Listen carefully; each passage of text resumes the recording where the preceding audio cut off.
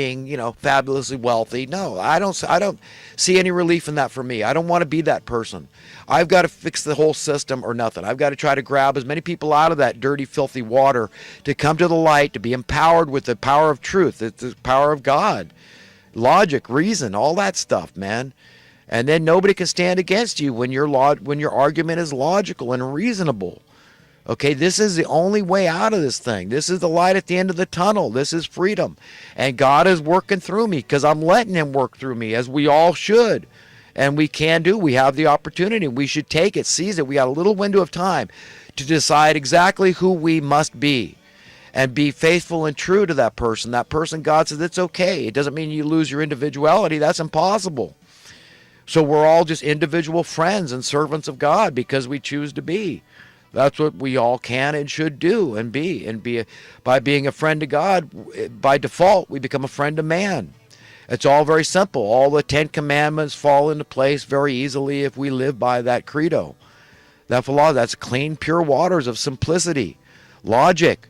2 + 2 = 4, reason. So, well, I've about beaten this spiritual economic lesson to death, this social political discussion, mono discussion to death here, and the pontificating and all that. So I want to get on to current events, or recent events anyhow. What do we got? If I talk about some of the stuff that, I have in my recent events, then I won't touch on it if I come across it in the notes I've made about recent events. But I typically will have to go back and make corrections, because when I'm uploading videos, I'll say, I misspoke about this and that. But I'm assuming that anybody watching me is intelligent enough to know where I misspoke and said I'll say something in reverse. I might have a touch of dyslexia or something, but anyhow, yeah, I already talked about the title to the last video. I just wanted people to understand. Look, if you're floundering in fraud, then you really can't be forgiven, because unless you admit that you need to be forgiven, there's nothing to be forgiven for. And if you believe erroneously the wrong economic, social, political, and economic policies, okay, then you're off track. Okay, you can't be forgiven, okay, until you admit you're wrong. We have to put down our false pride sometimes and admit we're wrong. And that's all I try to do here, is just try to look. I'm pointing out that sound economic policy, okay? And it produces the same results. And it's very simplistic. A child can understand it. Don't try to resist the things I'm saying. Don't try to think anything I'm saying about this is open for debate. It isn't. It's a 2 + 2 situation. It's a child saying, no, progress is clear. I want that pack of gum to go from 50 cents because it was harder to supply the wants of the public, that's chewing gum, to 10 cents because it got less, and then to 5 cents, and then to 1 cent. And then eventually I'd say, why not be free? Okay, if somebody doesn't need a job, if we've got a machine doing everything for us in terms of making that gum and transporting that gum and everything else. Do you understand? The only jobs that should exist out there are jobs that people want to do. Okay, that's it. Okay, period. We could say, well, but that job they do is very important. That's right, but you have a conscience. And if you say, yeah, well, I mean, it's okay that these people are born with a silver spoon in their mouth and that person's born with a silver, and that's all okay. I'm fine with that, that hereditary wealth that's passed on family to family. And, I'm fine with it. I don't resent anybody born with a silver spoon in their mouth. But on the same token, we have to admit that it's okay if everybody is born with a silver spoon in their mouth, okay? And until you admit that is God's will and desire, then you don't understand what I'm trying to get across here is that it's not your problem if society breaks down because everybody is well heeled.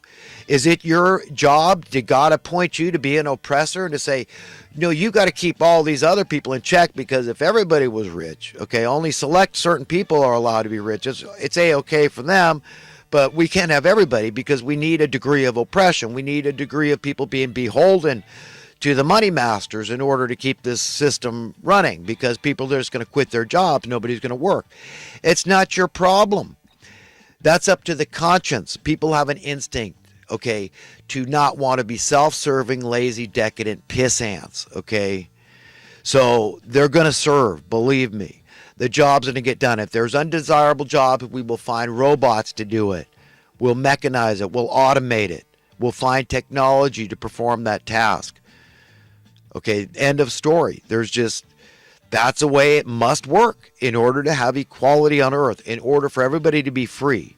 In order for you to be free, me to be free, everybody else has to be free. We have to work in that direction.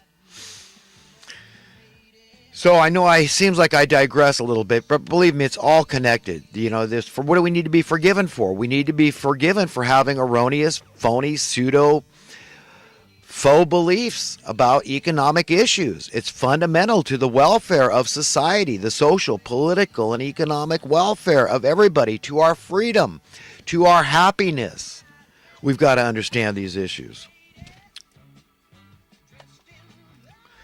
Last week I was talking about, I started reading a little bit on this book. I found it kind of boring, the Communist Manifesto. Now, in no way do I prescribe to communism, but in all honesty, I got to say it sounded pretty virtuous. So, but again, I believe it's taken a bad turn. You look at how totalitarian, authoritarian. I don't believe in coercing or forcing anybody to do anything, but look at communist China.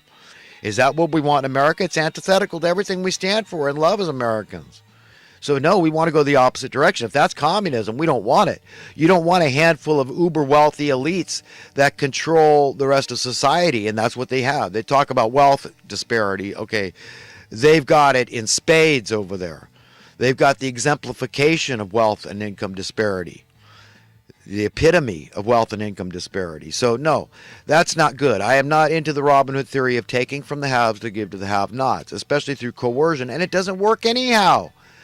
The uber wealthy that can afford to comfortably pay the bills of society and still remain well-heeled aren't doing it. They're evading their taxes. They're sheltering it. They're finding accountants and attorneys to do it for them. Tricks, cheat, whatever, lie, steal, they don't care.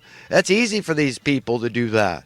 So, we've got to abandon that idea and just to appeal to their common decency. And if that fails, well, then, we're coming one way or another. Justice is coming to the planet. God is going to force the hand of the evildoers. His cup runneth over with his fury and his righteous indignation.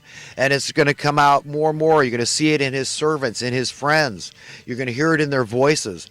And in the common sense they're conveying and relaying and spewing and espousing to the public. They're going to, this is how God is working. We're his hands and feet, eyes and ears on the ground. Just a common, everyday human being is working for God. If they say, that's it, that's who owns me, this is what's going to bring me happiness, this is my salvation, this is going to ensure that I get to go to a better world, or at least it's going to maximize my odds that I get to go to a better world because I'm going to be found worthy and deserving of that better world. So everybody's got to do it. Everybody's got to grab the bull by the horns and get out there. Know truth from lies, right from wrong, ignorance from understanding, okay, and confusion from anti-confusion, from clarity of thought, and go forth, be empowered, and use that power to educate others and edify others and to help, work for God and to, make some real progress. And to understand progress, be willing to define it, have conversations and discourse with people, bandy these ideas about. You want to talk about fiscal conservatism? I'm all in. I'm saying let's get rid of the Section 8, $50 billion a year that goes to this. That's only serving to increase the wealth disparity. It's just increasing homelessness and unaffordable housing, which is ironic because that's contrary to what a subsidy, which is this welfare subsidy, is supposed to do. So let's just be honest. I'm very fiscally prudent.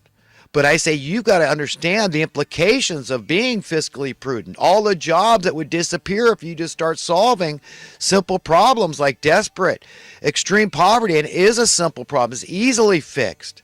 Easily fixed. How crime would plummet. How it would be much more difficult to get dubious war started and national debt. And we wouldn't have a social welfare state. Okay, this whole industry that's sprung up around it. All this stuff would plummet. All the relevance that all these people doing these jobs would plummet overnight. They'd be unemployed and have to go do useful jobs. What does that mean? It means your work week would plummet.